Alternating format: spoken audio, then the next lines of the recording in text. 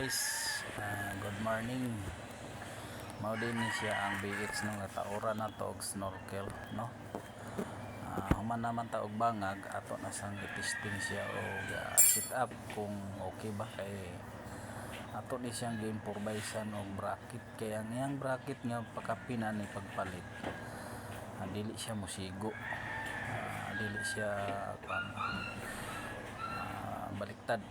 So ato siyang gibuhatan og bracket atong gi-modify. So testing nato ni set up kung okay ba.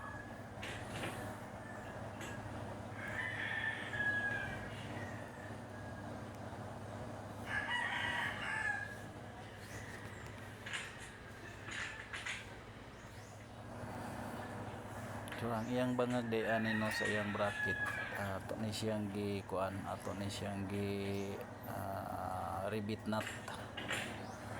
Rivet nut atong gamit ani 10mm para likon gyud duha ka bangag.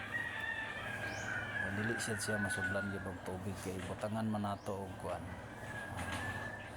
Pagtaod sa bolt ani butangan nato na siya og sealant, pwede pod kuan.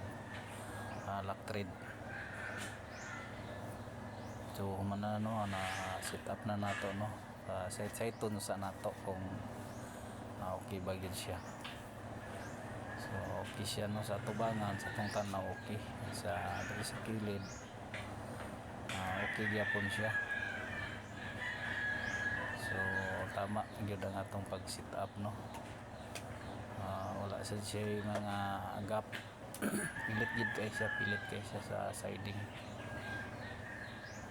So karon kay human naman ni nato ang atong problema na sa dani ang sulod na pod.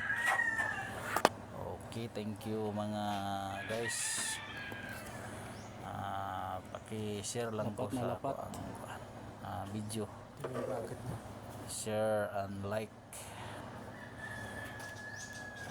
Okay, daghan kayong salamat kaninyong tanan. Basin kung naay mga kaila nga magpataod og mangingon ani.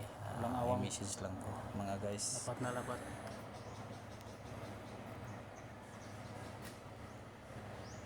Okay. Thank you for watching.